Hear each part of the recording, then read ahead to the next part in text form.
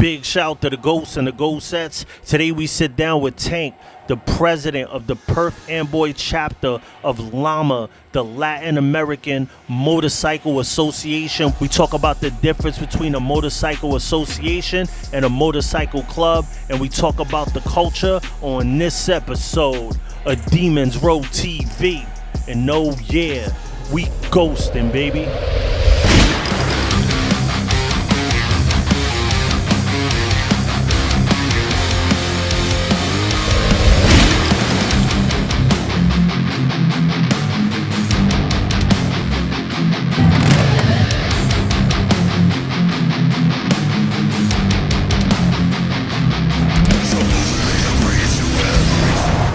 Big shout to the Ghosts and the Ghostettes.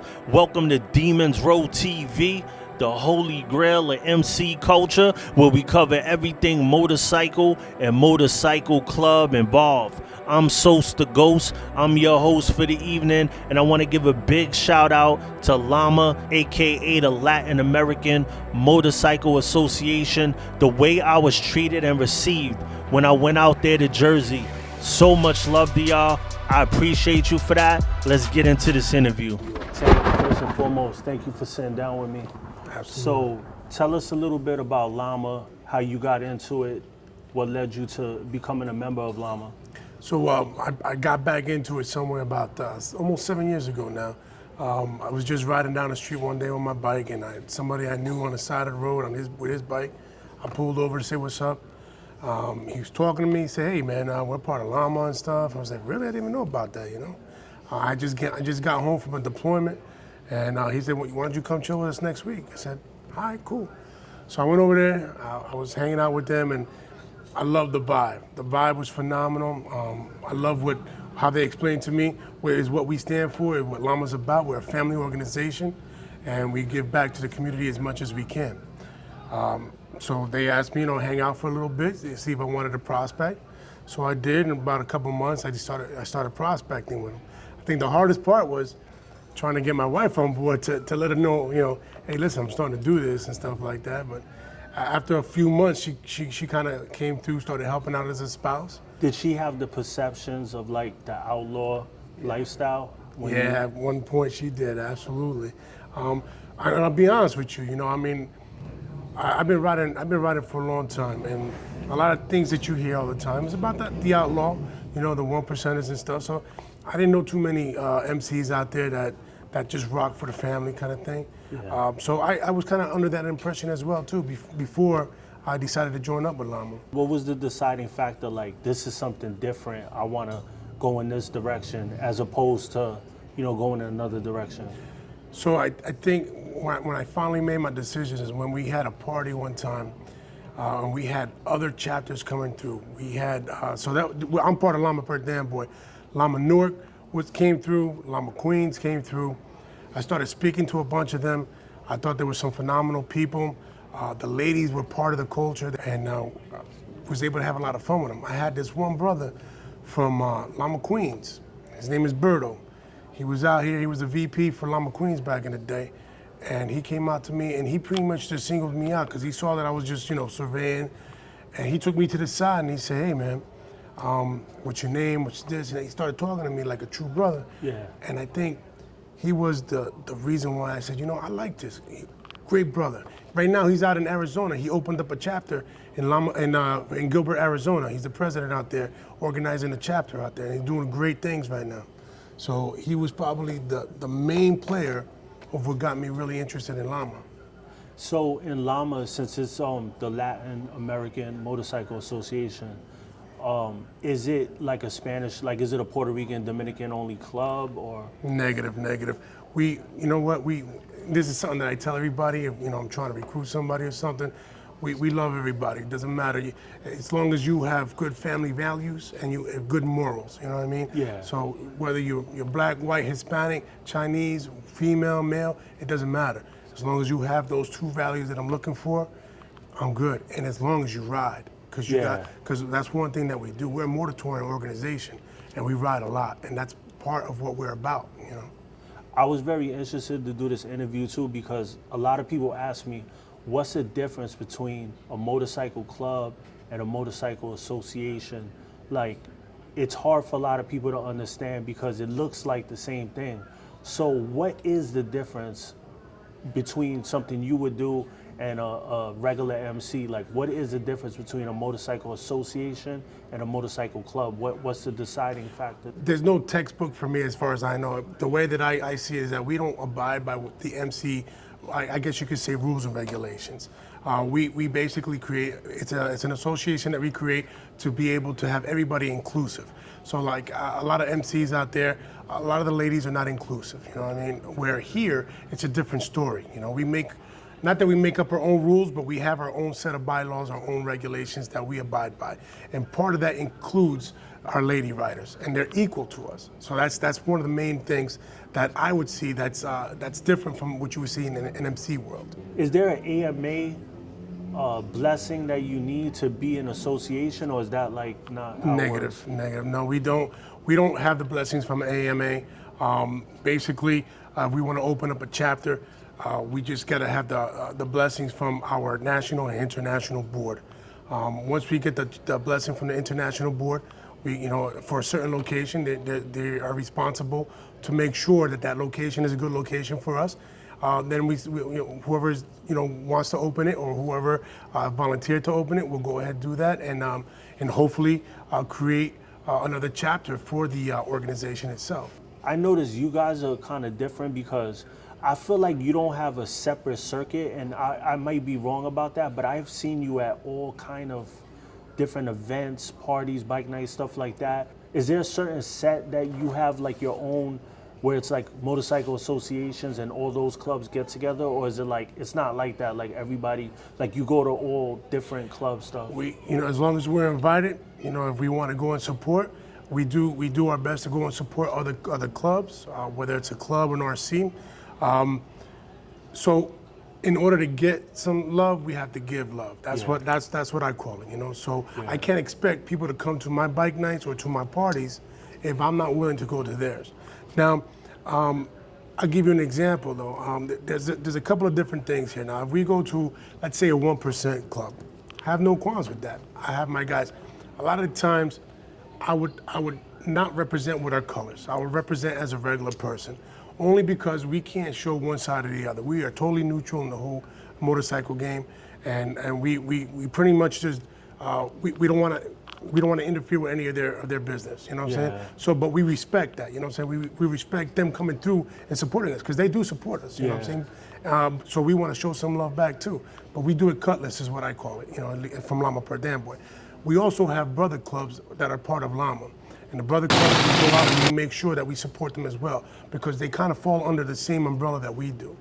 Are they associations too? Do they have to be, or could they be regular MCs No, and they be a could, brother? absolutely MCs. They could be regular MCs, RCs, or associations. But they have to, the main thing is that they have to abide by the same rules and regulations that we do. I mean, it's a little bit more tweaked for them because they can't do what we do. So for example, motor touring, again, we're a motor touring organization. So we don't hold them to the same, we don't hold their feet to the fire when it comes to the motor touring stuff. They don't have to do as many miles as we do, so to speak. But if they want love, they have to show love as well. So they gotta support our parties as well. So if somebody comes up to you and says, Tank, how do I become a member of LAMA? What is the process that they gotta go through? Is it the same as any other club with the prospecting and that type of stuff, or do you have a different process? So we do have a prospecting phase. So if somebody comes up to me and asks me, hey, how can I join, what can I do? What I ask them to do is, I want you to come to a few of our events, maybe come to a meeting, see what we're about. I want you to go ahead and parlay with everybody, make sure, you know, they know who you are, you know, network with everybody, because what it comes down to is, I want you to understand and know who it is that you wanna be elbow to, you know what I'm saying? And I want them to know who you are as well. Now, if you like what you see as far as the personnel, as far as us, as far as the leadership is concerned, then the next step would be, okay, I want a prospect. So at our next available meeting, I will go ahead and I will introduce to the rest of the chapter our new prospect. Now, I could prospect anybody as long as they tell me that they're willing to be, they want to be a prospect. But from that point on, they have to show the rest of the chapter that they have what it takes to continue the membership with the club. Now that's the way I do it here in Lama, Perth Amboy. And most chapters are pretty much the same way. They might tweak it a little bit here and there, as long as it's within the frame of the bylaws. We're good. They're good. So tell me, what is LAMA? Where did it come from? You know, where the beginning of it? So Mario Nieves and Mike Ramos from Humboldt Park, Chicago, back in 1977. LAMA, they came up with LAMA. It was a way of them gathering together and doing their own thing. There were a bunch of Latinos that were kind of, I guess you could say, ostracized by other clubs, the white clubs or the black clubs back then. So they wanted to form their own thing and do their own thing. And they didn't. They did a great job. I mean, we're talking 45 years now by two gentlemen, you know, and they're still with us right now. Mario being our international president and Mike Ramos being our international VP. So it just grew from there. It grew like wildfire. Opened up some great chapters down in Florida, a phenomenal chapter here in Jersey. I mean, the only other phenomenal chapter in Jersey other than Perth Amboy would be Newark. But, you know, it's okay, you know. But no, on the real though, my foundation is based off of Newark's way of life, to be honest with you. Yeah. They're the ones who taught me how to do what I do here in Perth Amboy and why we've been so successful. So, but yeah, we've grown all over. We're all the way out west in California. We have a few chapters out there, Arizona, Texas. We got some in New Mexico. We're all over the world, basically. Yeah. So, tell me about that, because I was hearing that you're like all over the world. I heard Africa on the interview. Like, we have 3 chapters in Nigeria alone. Wow. Yeah, we have a couple in Egypt. Actually, I think we have 3 in Egypt. We have all over Europe. South America is heavy with it. So we're talking about over 225 chapters worldwide, wow, with over 10,000 members strong. And when we have an international party, especially if it's stateside, if we decide to have a state, you're going to see upwards of about 4,000 bikes at one point.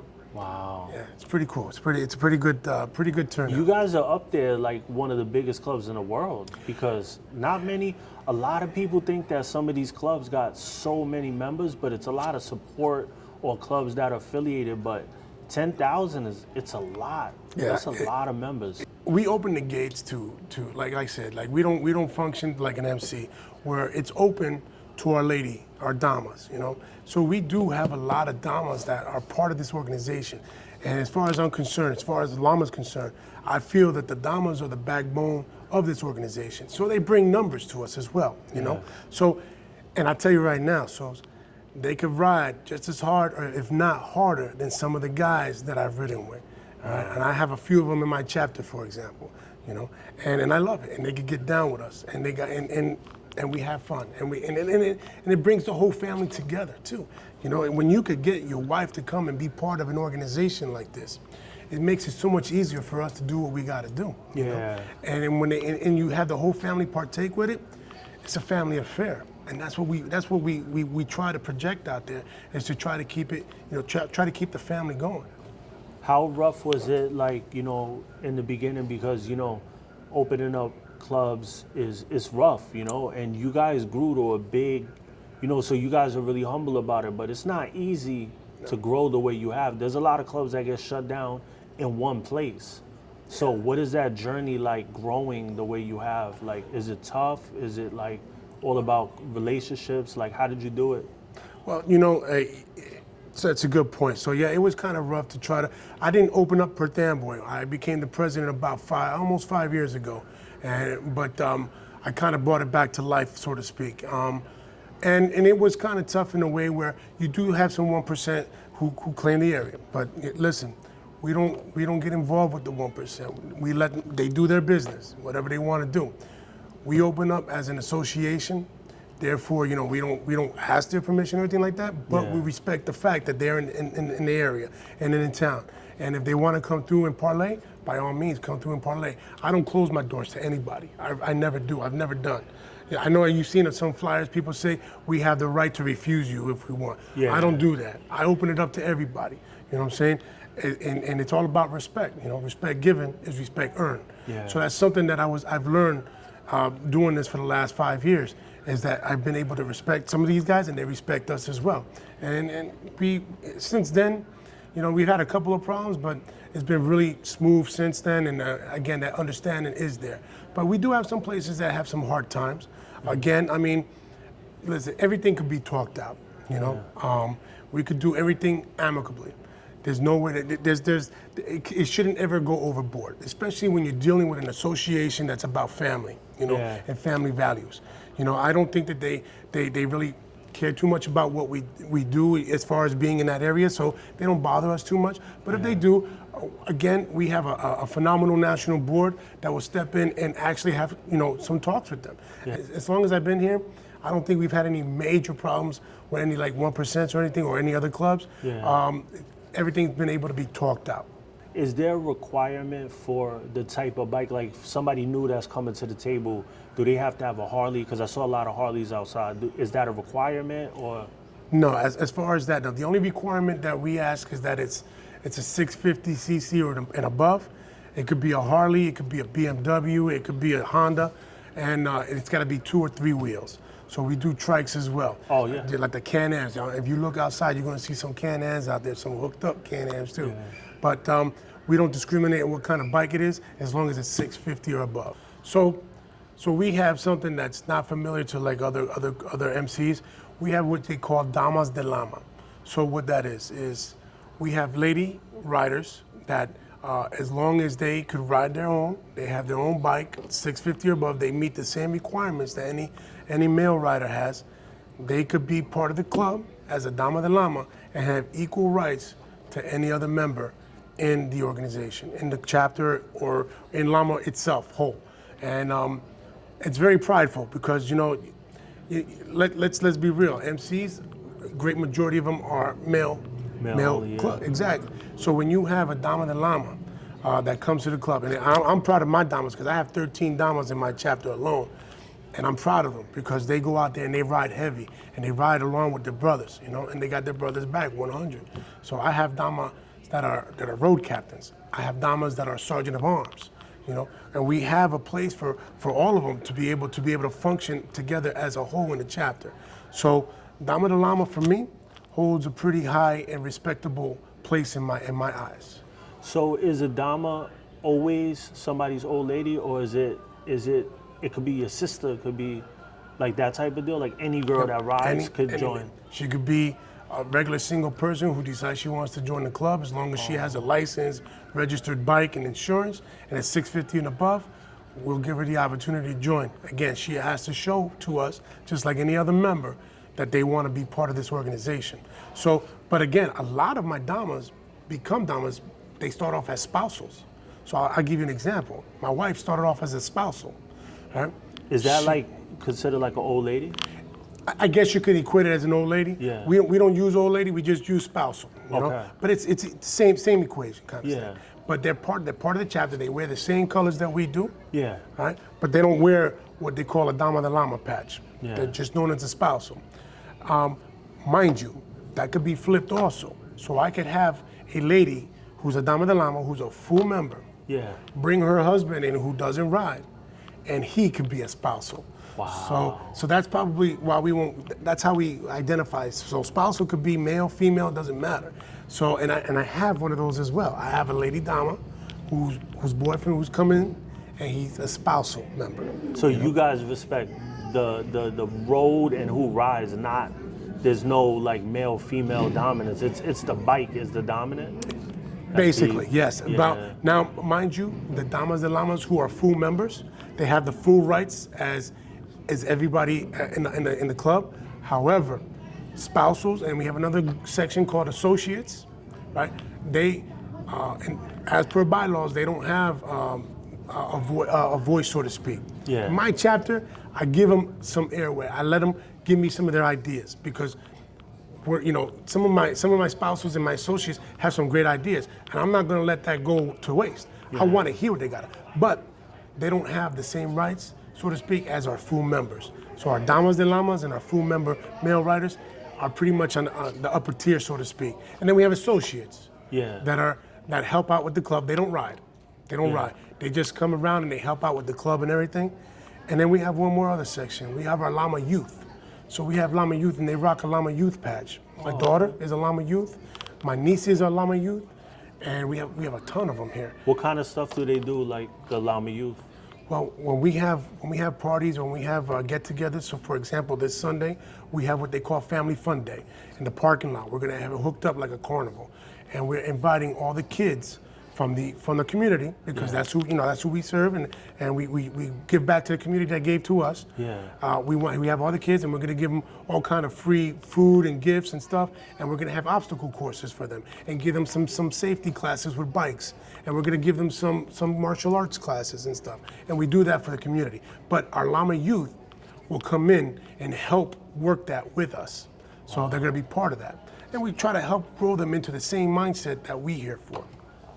I love that. You know, one of my dreams in the future is that I want to start like a little league, but like I wanted to do something where, you know, like how the Rucker is in Harlem, where like Fat Joe's team will play Jim Jones' team. Yeah. Well, why can't like Lama play Rough Riders, or Demons Road plays, you know, whoever, you know? And like we sponsor these kids that have talent at a sport, but they don't got the money. Because I remember when I was in Little League, sometimes my mom could afford it, sometimes she couldn't.